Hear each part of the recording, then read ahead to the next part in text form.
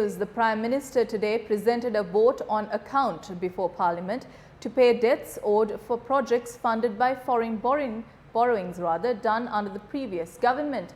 While the Prime Minister stated that he requires the support of the opposition to pass the vote on account, opposition leader Sajid Premadasa stated that the matter must be debated. I will now present the expenses that were borne until the end of December 2019 that have not been settled. The Ministry of Health currently owes Rs 25.7 billion to suppliers for medicines that they have supplied.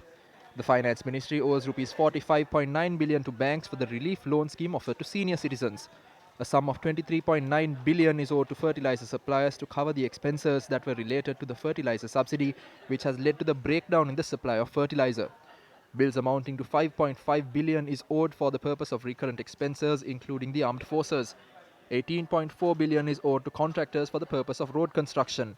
6.8 billion rupees must be paid to contractors for urban development. 2.8 billion rupees must be paid to contractors of school development programs.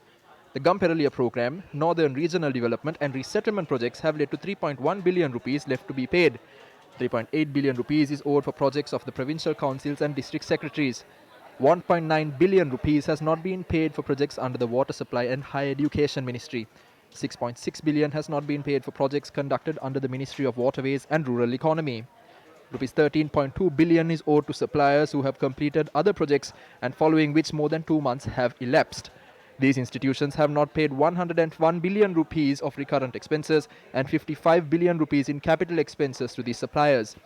211 billion rupees have been spent without being made available under due provisions, and as a result, it is not possible to account for these expenses. As per the Central Bank, of the 42 financial institutions, nearly 20 are facing financial difficulties. We believe that it is a responsibility of the Central Bank to help these institutions mitigate the current circumstances so that these banks can be strengthened and depositors be protected. A presidential commission has already been appointed to investigate into the decision taken on a whim to sell ETI when they have put depositors in trouble. It is a responsibility of ours to make sure we do so.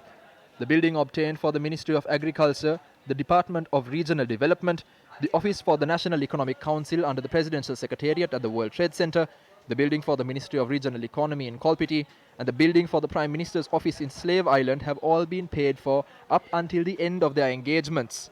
And the government has committed to honouring these agreements up until they have run up. Our government will not be so bankrupt as to appoint committees or FCIDs to create a political drama. This information shows how the government acted in violation of finance laws.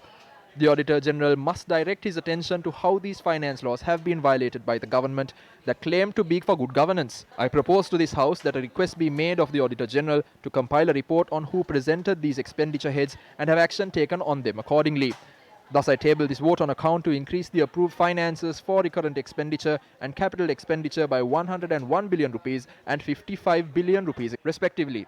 I further table the request to approve the bill of 2,111 billion to account foreign debt. I further request that the approved loan amount be increased from rupees 721 billion to rupees 1,078 billion.